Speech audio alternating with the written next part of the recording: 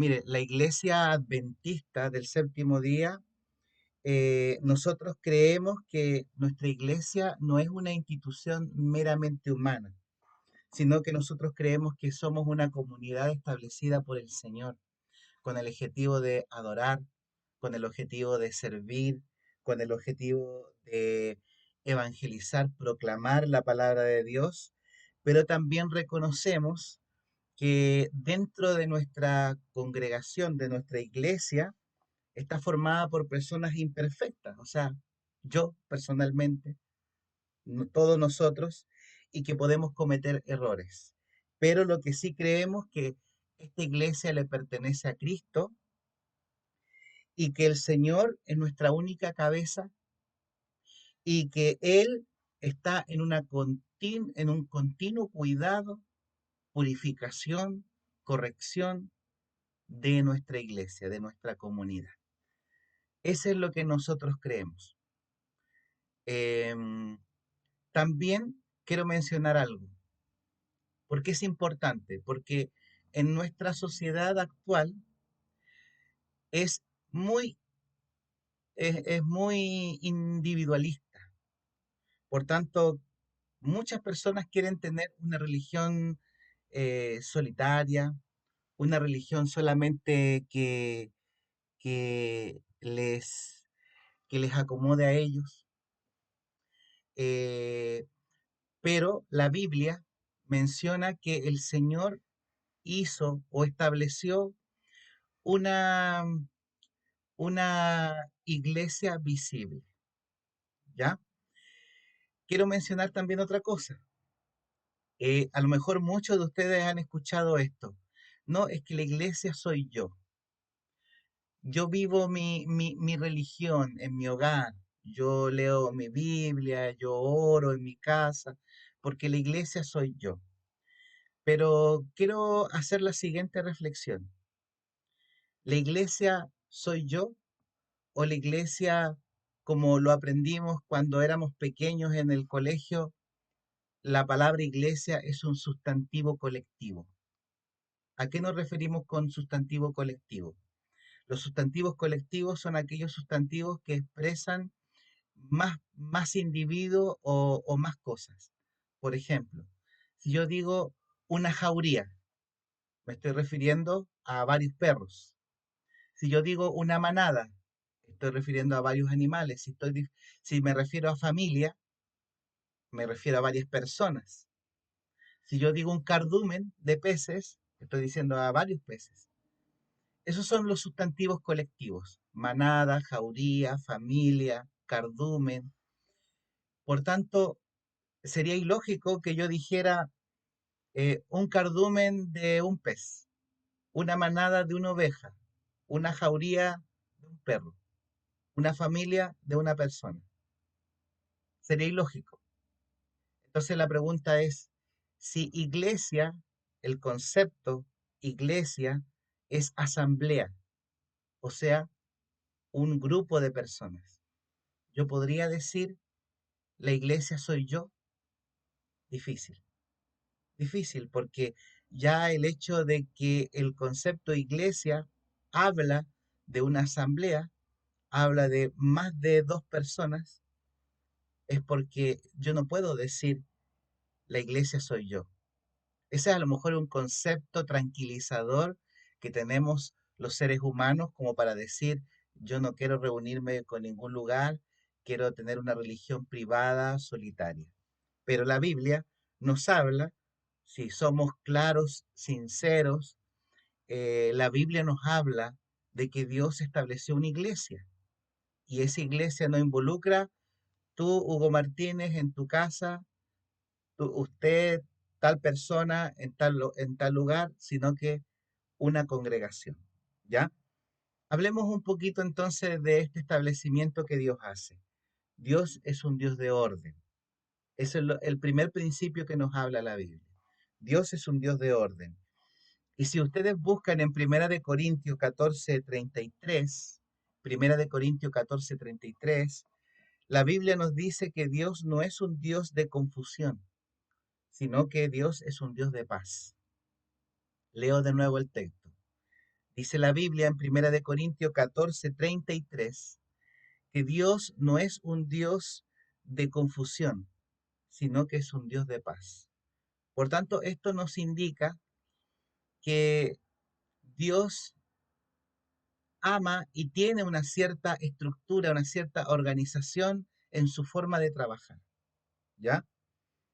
También en Primera de Corintios, si seguimos en Primera de Corintios 14, pero vamos un poquito más allá, en el versículo 40, nos dice que hágase todo decentemente y con orden. Si nosotros no fuéramos cristianos y ni siquiera creyéramos en Dios y solamente tomáramos la evidencia de la naturaleza para asumir que hay, que, que hay un ser superior, nos encontraríamos que en la naturaleza hay un orden perfecto. Nuestro propio cuerpo tiene un orden, un un ciclo diario, el ciclo del sueño, el ciclo de la alimentación, un ciclo semanal también. Las estaciones, la puesta de sol, la luna, el florecimiento, el crecimiento de las frutas, de las verduras, nosotros nos damos cuenta que en la misma naturaleza hay un orden. Y si hay un orden, entonces la Biblia, entonces la Biblia nos indica que que Dios es un Dios de orden. Y si Dios es un Dios de orden, entonces Él también tiene una estructura de cuidado.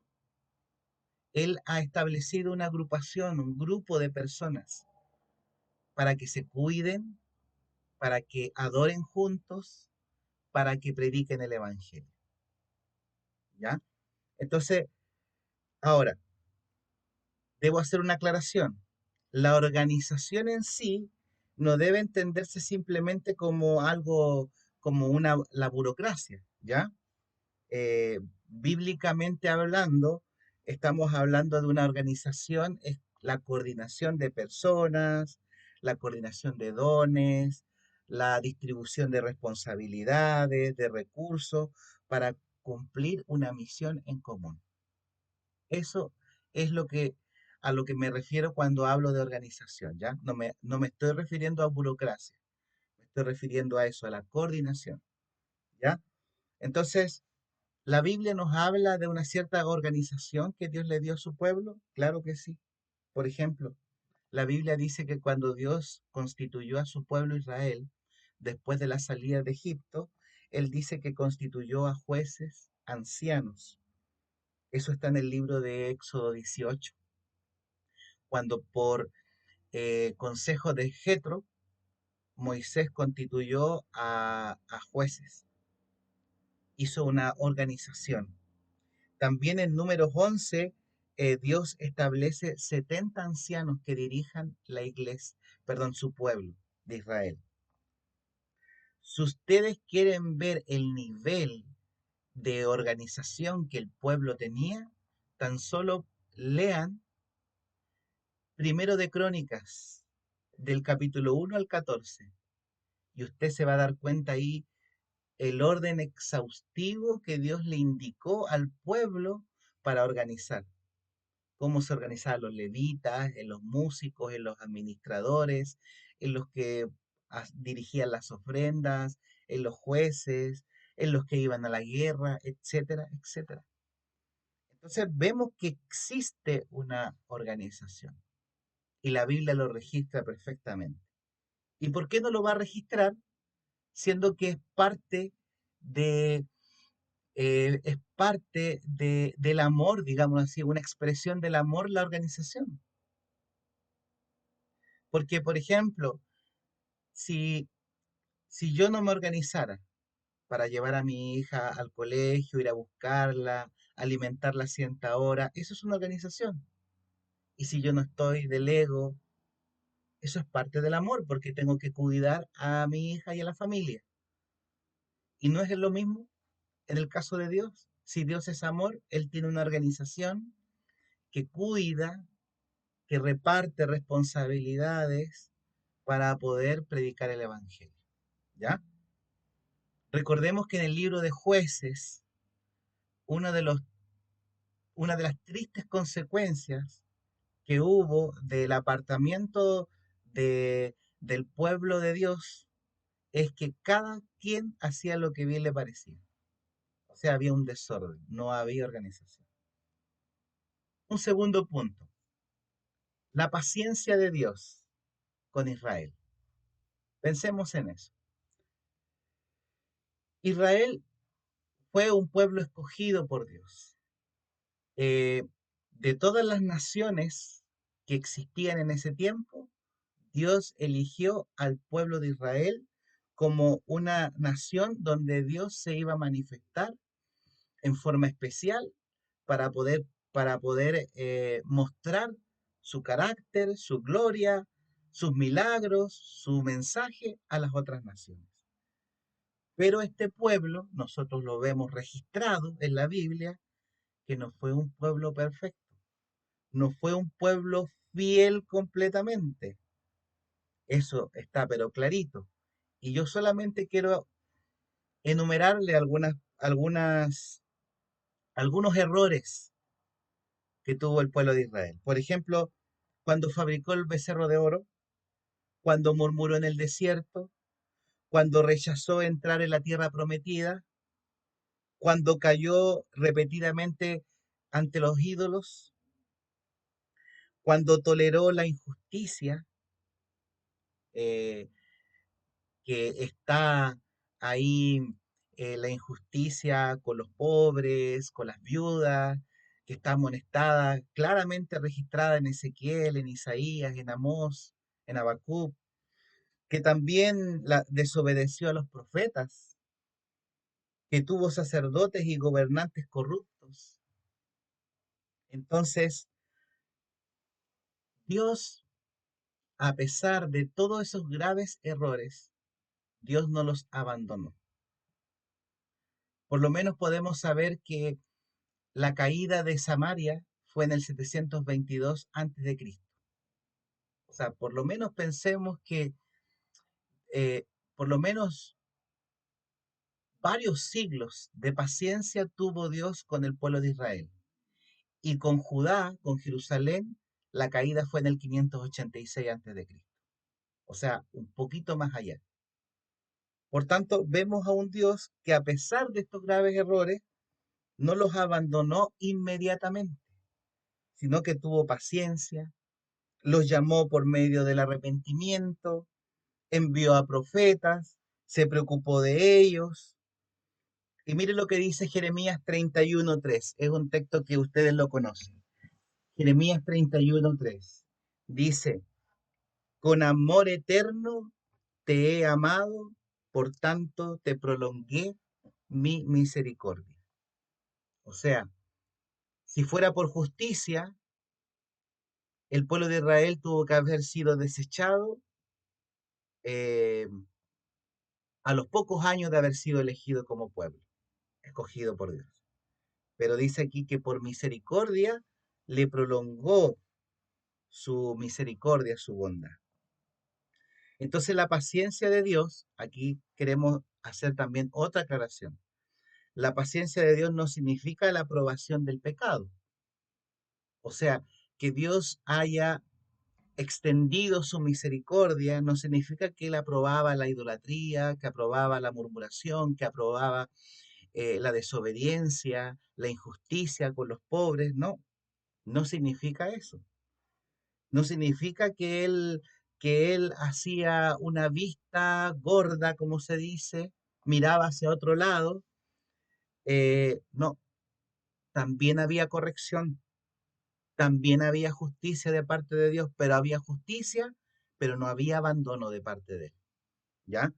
Entonces, el mismo principio es el que se debe aplicar hoy en día, ¿no?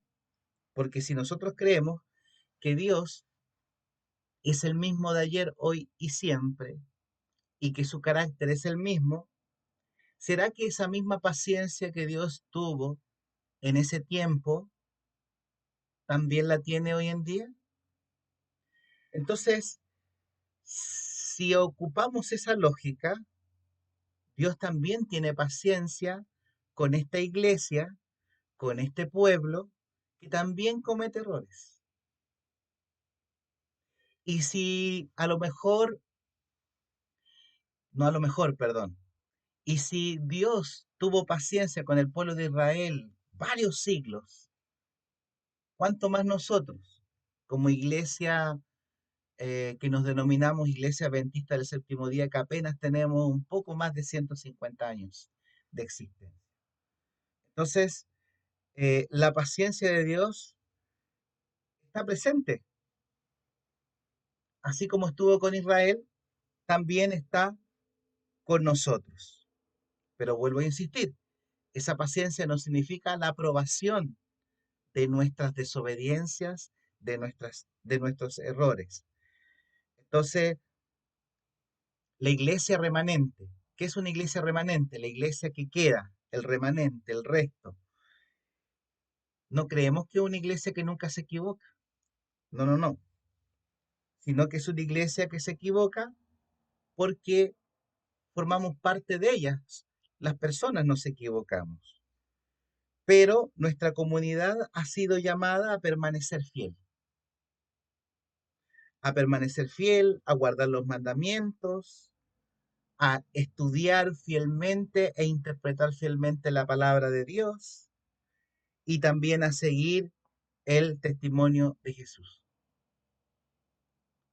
Entonces vuelvo a poner este punto. La iglesia remanente, creemos que somos nosotros, Iglesia Adventista del Séptimo Día, no es una iglesia que nunca se equivoca, ¿ya? Pero sí somos llamados a ser fieles, a guardar los mandamientos y a tener y a mantener el testimonio de Jesús, ¿ya? Otra cosa que debemos considerar, Jesús estableció una iglesia visible, que es lo que yo les planteé al principio. Jesús no estableció una iglesia, cada uno en su casa vea como pueda. No, el mismo principio de la organización de un pueblo, el pueblo de Israel, el mismo principio lo mantuvo Jesucristo. Él estableció, en este caso, una iglesia, pero ahora una iglesia que tenía una característica universal, no local ni territorial, sino que ahora una iglesia universal, ¿ya? Entonces, Él formó una comunidad, Jesucristo formó una comunidad y les entregó las responsabilidades. Si nosotros vamos ahí a Mateo 16, 18,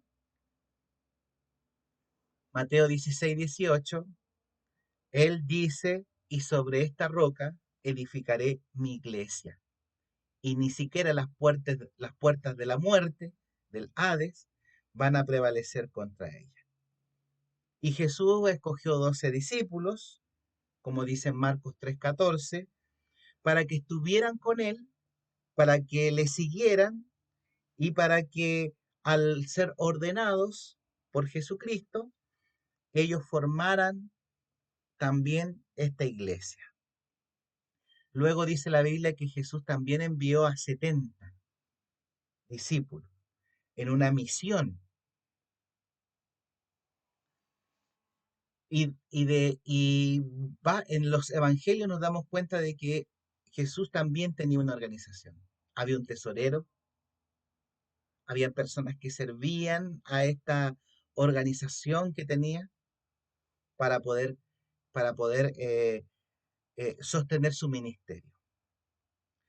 ¿Qué nos dice el libro de Hechos sobre la organización de la iglesia después de que Jesús se va?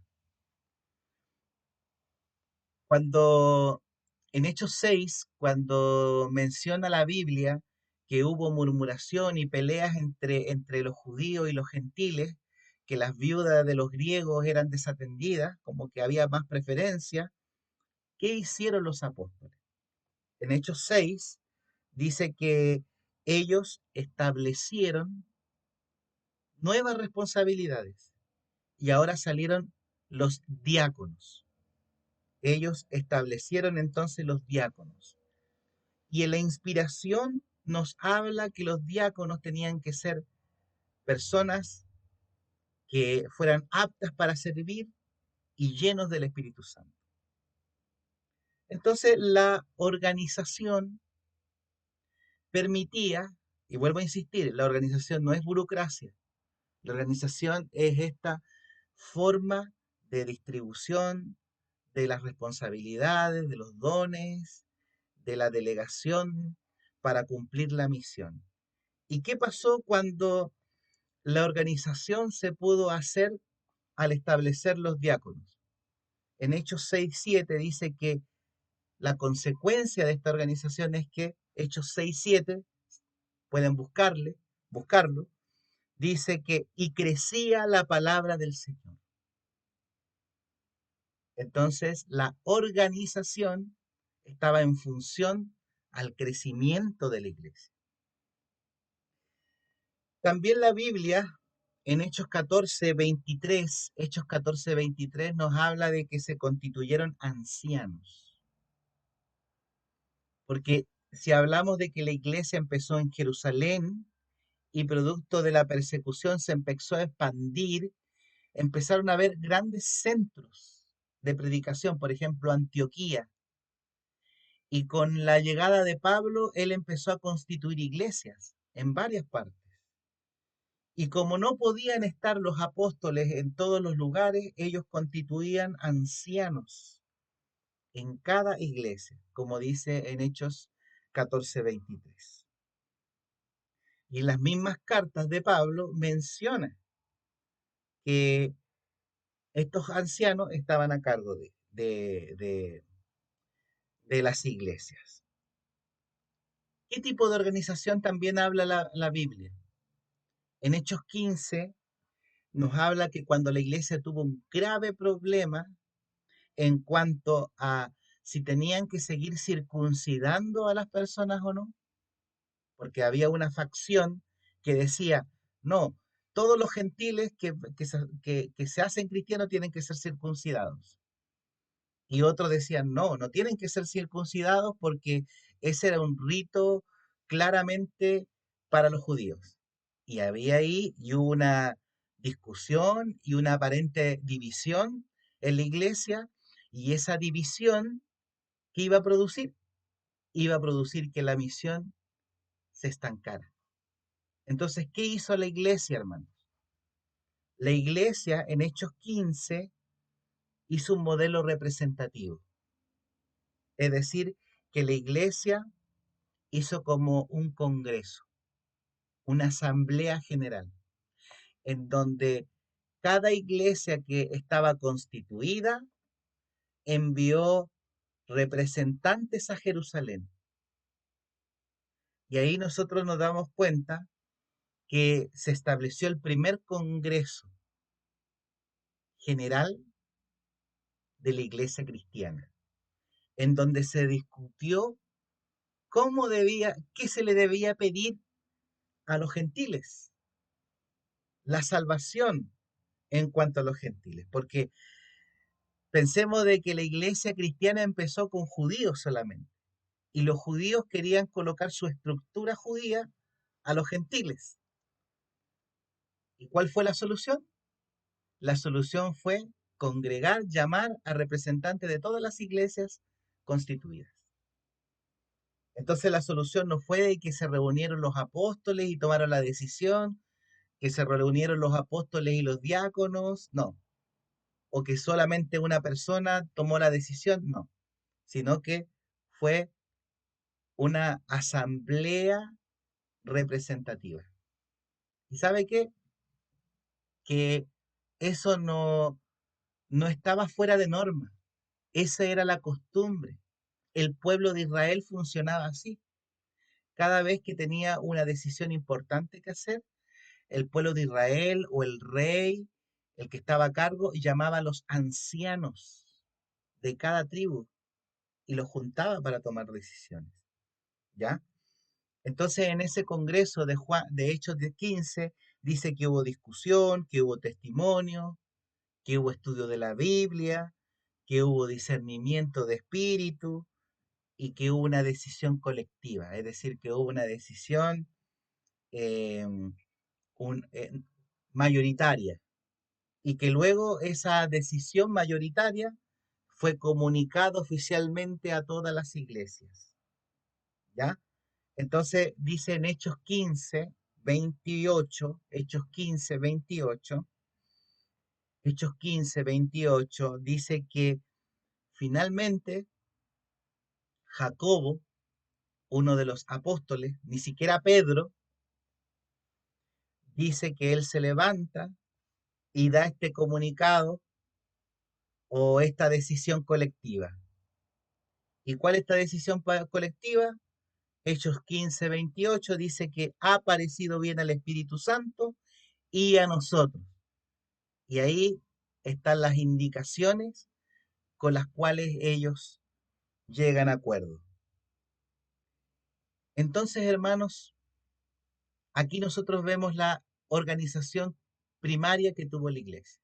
Apóstoles, diáconos, ancianos en cada iglesia, asambleas generales. Ahora, pensemos que esta organización nunca, nunca debe ocupar el lugar de Cristo, que es la única cabeza de la iglesia. ¿Y a qué nos referimos que la organización nunca debe ocupar el lugar de la única cabeza? Porque en Colosenses 11:18 nos dice ahí que Él es la cabeza del cuerpo, que es la iglesia. ¿Y qué significa que Cristo es la cabeza? Que nosotros como iglesia nos debemos al testimonio de las Sagradas Escrituras. Porque el mismo Jesús dijo que ellas dan testimonio de Él.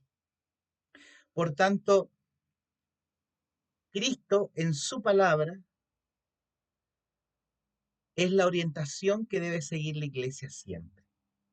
Es por eso que ningún pastor, ningún presidente, ninguna junta, ningún congreso, ninguna institución es la cabeza de la iglesia adventista, ¿ya?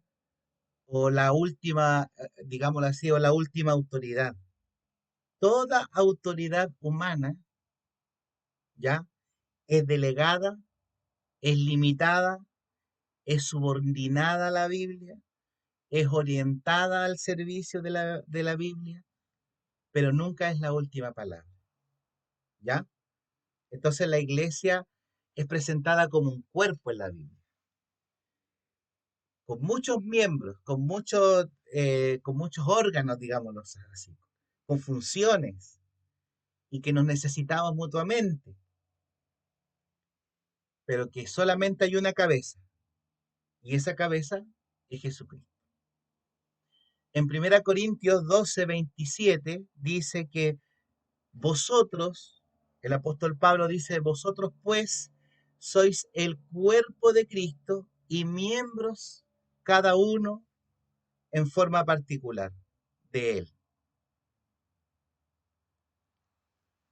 Considerando esto, hermanos, quiero mencionar lo siguiente. Vamos entonces ahora a la actualidad, a la Iglesia Adventista del Séptimo Día. La Iglesia Adventista del Séptimo Día no tiene un gobierno ni episcopal, ni jerárquico, ni ultramontanista. ¿Qué es esa palabra ultramontanista? Ultramontanista es que todo el poder reside en una sola persona.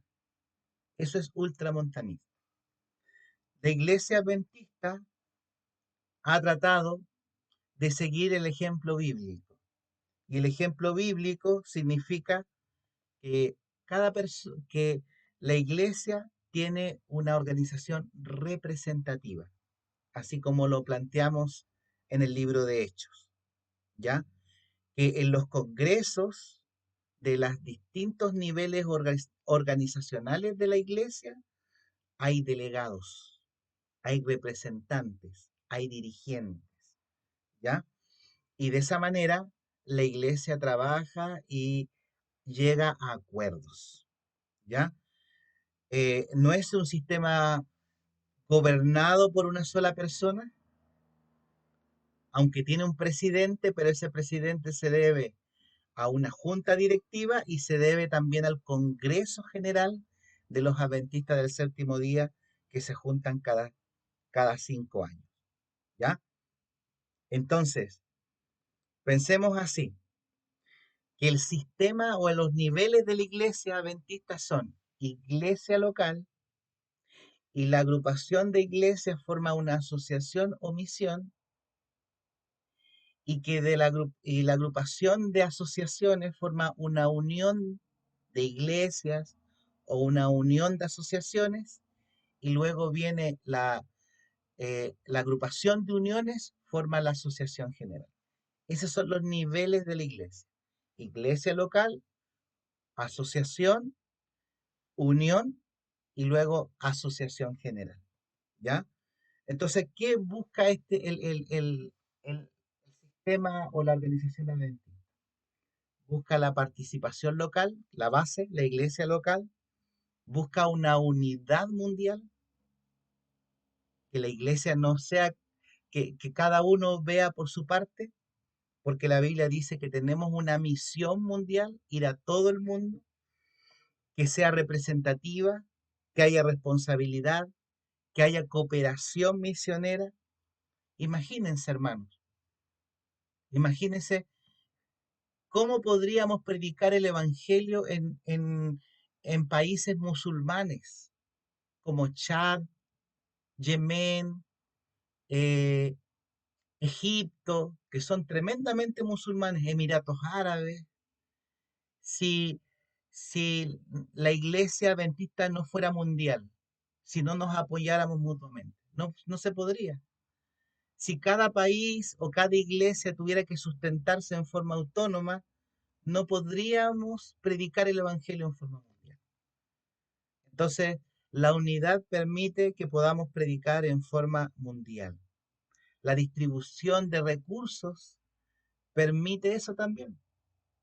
O sea, la organización permite que la distribución de recursos sea en forma equitativa y que se pueda predicar el Evangelio. Entonces, como decimos, cuando hablamos vuelvo a insistir, los niveles de la iglesia, iglesia local, que es la iglesia que conforma cada uno de ustedes, las asociaciones y misiones, que son las que coordinan la obra pastoral, las que asignan los pastores, las que capacitan a los líderes, las que organizan la evangelización, las que plantan iglesias, las que administran los diezmos, los que sostienen los ministerios, ¿ya? Las uniones de iglesia son las que agrupan directamente a varias iglesias misioneras eh, intermedias, ¿ya? Las uniones asociación, por ejemplo, nosotros somos Unión Chilena, eh, coordinan la obra regional de Chile, en este caso. eh, También ve el tema de los ministerios y es la parte central de esa zona. Y luego está la, eh, la Asociación General, que coordina todas las uniones de todo el mundo. Y no sé si ustedes sabían, pero nuestra iglesia tiene un congreso, así como hubo en Hechos 15 un congreso, también la iglesia adventista tiene un congreso que se hace cada 5 años, ¿ya? Y en este congreso se eligen delegados de todas partes del mundo y se reúnen en un solo lugar cada 5 años. Y ese congreso es maravilloso. Ahora, en este tiempo que tenemos la oportunidad de la tecnología, todos nosotros podemos tener la oportunidad, aunque no seamos delegados, de ver, de asistir a, a estos congresos, a la programación de los congresos. Por lo menos el del año pasado, del 2025, pudimos asistir, están en YouTube, toda esa programación, en donde hay una programación devocional, en donde hay adoración de todos los delegados, en donde se coordina eh, y se llegan a acuerdos que van a ayudar a la unidad de toda la iglesia a nivel mundial, en donde se llegan a acuerdos a nivel de creencias fundamentales, en donde se ve, por ejemplo, las mejoras o actualizaciones de nuestro manual de iglesia, en donde también se coordina la evangelización, cómo se va a evangelizar, donde cada unión de todo el mundo hace su informe de cómo va avanzando la iglesia en esas distintas regiones de la iglesia. Y allí participan los delegados en ese congreso. Y allí se eligen dirigentes, allí, como le decía, están los informes, los cambios del manual, la revisión del lenguaje del manual, las decisiones administrativas. Por eso nosotros tenemos un manual de iglesia. Y si bien es cierto, ese manual de iglesia está, eh, digámoslo así, es de hombres y algunas personas dicen, sí, pero eso es de hombre. Yo no sigo eso, yo sigo la Biblia. Pero debemos considerar que el manual tiene una cierta autoridad, porque el manual es el consenso de la iglesia adventista de todo el mundo, ¿ya? Entonces, y lamentablemente algunas personas que dicen, no, yo no creo en el manual porque el manual es algo de hombres, lo dicen porque a lo mejor no están de acuerdo en un punto, pero sí están de acuerdo en 10 puntos del manual. Entonces, la idea es ser consecuente. O no estamos de acuerdo en nada o estamos de acuerdo en todo. Ese es el principio, ¿ya? Eh, Ahora, otra aclaración. Nosotros como iglesia no tenemos credo, no tenemos dogma. ¿Qué se refiere credo dogma? Significa que nosotros no tenemos así como eh, una declaración que sea inamovible, infalible y que no sea revisable. Nosotros creemos que nosotros no tenemos credo, no tenemos dogma como otras iglesias. Nuestro único credo es la Biblia y solamente la Biblia. Eso declaramos que es nuestro único credo, ¿ya? ¿Y qué significa eso? Que la escritura es nuestra única autoridad suprema, nuestra única norma de autoridad, de regla, de conducta de nosotros como iglesia. Pero ¿qué significa también eso? ¿Significa que cada uno tiene que interpretarla como quiere? No, no, no. Sola escritura no significa solo yo, sino que sola escritura significa que toda idea, toda opinión, toda decisión debe ser sometida a lo que dice la Biblia. Las creencias fundamentales de la iglesia deben ser sometidas a lo que dice la Biblia. Entonces, queridos hermanos, para terminar, quiero terminar con lo siguiente. Ya hemos hablado de la organización, de la Biblia, de cómo se organizó la iglesia, cómo se organiza la iglesia adventista, lo que es los niveles de la iglesia, el congreso, lo que se hace en un congreso, eh, la autoridad del manual, lo que hemos visto, qué es lo que aparece en el manual. Eh, Quiero mencionar brevemente, porque ya nos estamos extendiendo demasiado, sobre el tema de los diezmos y las ofrendas. Quiero decir que los diezmos y las ofrendas en la iglesia adventista se trata de tener la máxima transparencia posible por medio de auditorías, por medio de un sistema computacional, por medio de recibos. Se trata de que haya una, una transparencia lo máximo posible de cómo se ocupan los diezmos y las ofrendas. ¿Ya? Eh, Hay un fundamento bíblico para los diezmos y las ofrendas. Malaquías 27, perdón, Levíticos 27, Malaquías 3, 8 al 10, Mateo 23, 23, 1 Corintios 9, nos habla ahí de los diezmos y las ofrendas y cómo los misioneros, pastores y empleados de la iglesia viven del Evangelio y cómo debe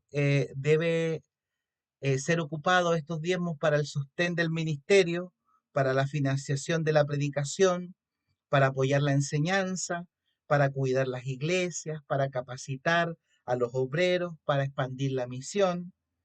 Todas esas son los objetivos de, del uso del diezmo. Los diezmos no se ocupan para construir colegios ni iglesias, es para lo que mencionamos nosotros.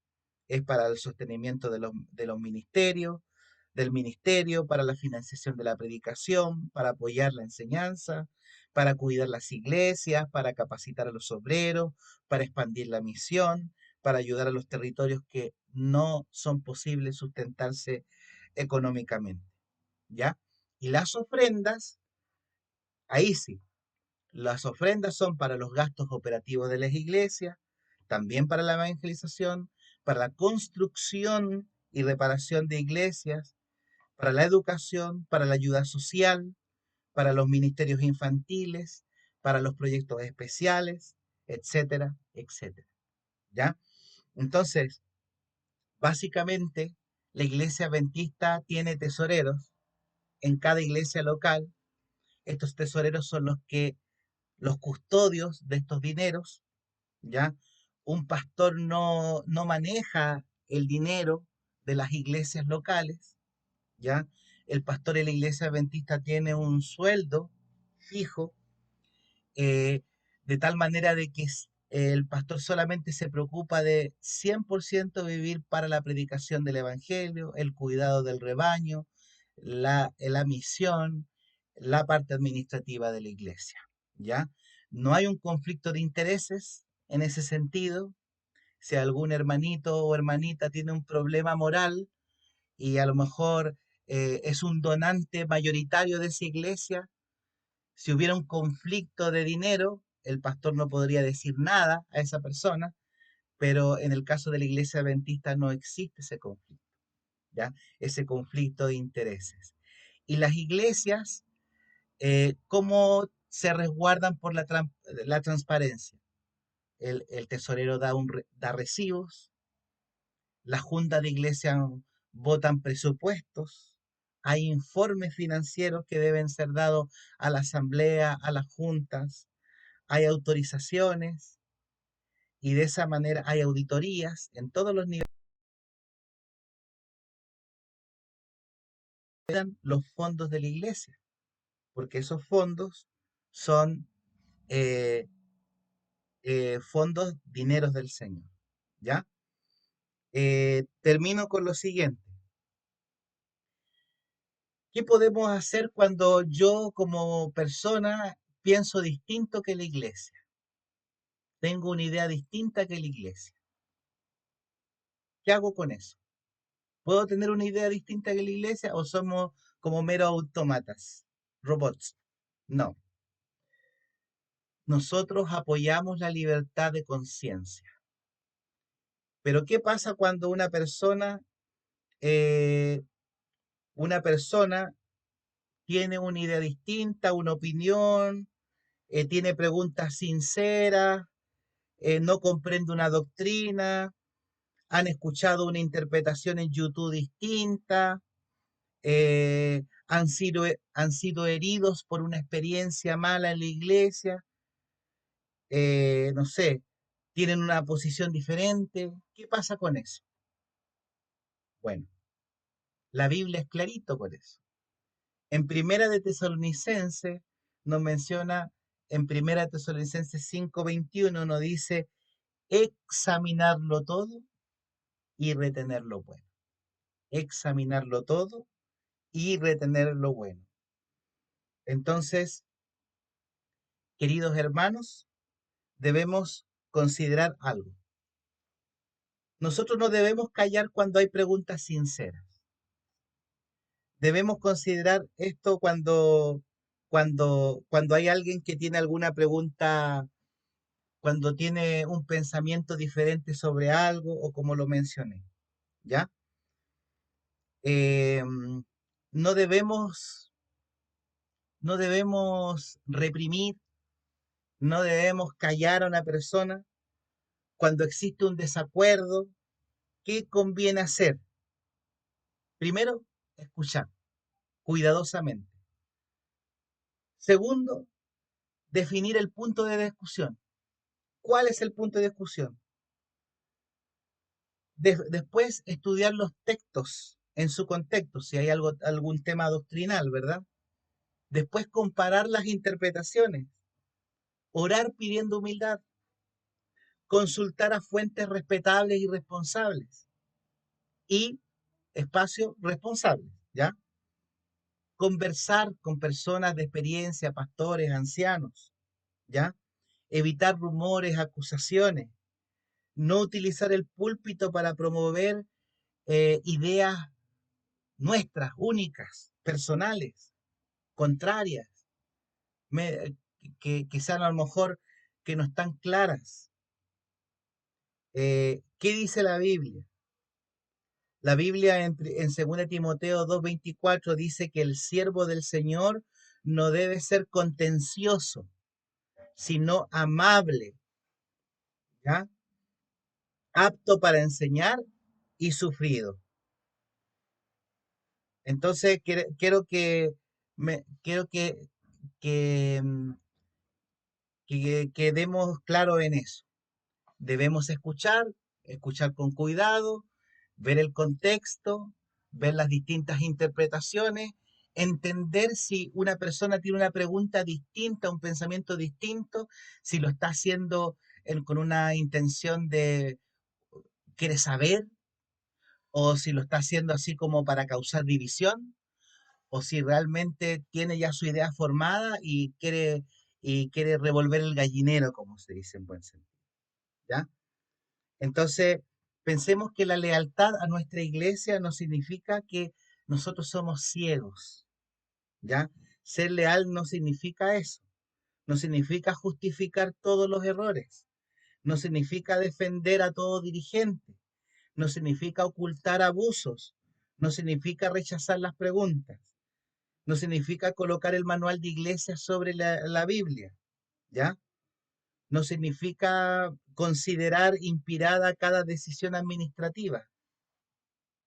Eso no significa ser leal, sino que ser leal, la verdadera lealtad significa amar a Cristo, amar su iglesia, permanecer fiel a las escrituras, proteger a los vulnerables, buscar la justicia y la transparencia, corregir con amor, participar responsablemente, reformar pero sin destruir. Eso es ser leal a la iglesia, ¿ya? Entonces, ¿qué necesita nuestra iglesia? Nuestra iglesia necesita ese tipo de creyentes, que no sean ciegos, que no justifiquen todos, pero que sí sean leales a Cristo, que no destruyan, sino que corrijan con amor, como habíamos dicho, que sean leales a la escritura, que sean personas, hombres y mujeres humildes de oración y comprometidos con la misión. Queridos hermanos, entonces, ¿cuál sería nuestra conclusión final? Que la iglesia adventista creemos que Cristo estableció una iglesia visible y que esta iglesia visible está organizada, es una iglesia misionera, pero que su organización no es perfecta, no es infalible, porque está administrada por seres humanos, por usted y por mí. Sin embargo, sus principios fundamentales son de orden, son bíblicos, son de servicio, son de responsabilidad, son de unidad, son de misión. Y de esa manera, Cristo es nuestra única cabeza en nuestra iglesia.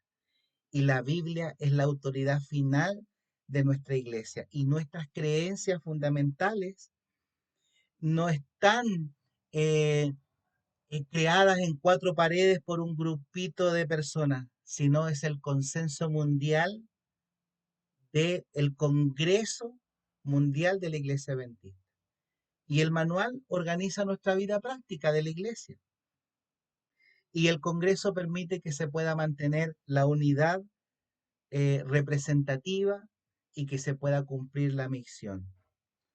Que el Señor nos pueda bendecir, que el Señor nos pueda ayudar y que por medio de este hermoso medio que es la iglesia, nosotros podamos ser animados, animar, cuidarnos, ser cuidados y cumplir la misión.